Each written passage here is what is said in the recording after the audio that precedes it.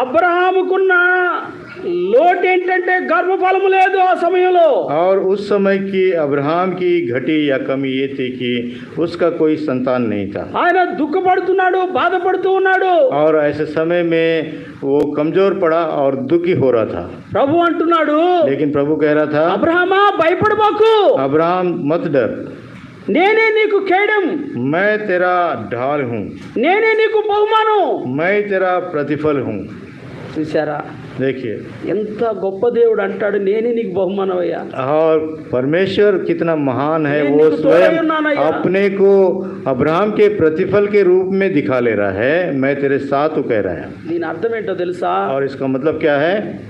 దావీదు వంశములో ప్రభుని యేసుక్రీస్తు దేవాది దేవుడు జన్మించాడు. చూసారా, ఇది అబ్రహాము సంతానమే. और दाऊद के वंश में जो परमेश्वर वो जो जन्मा है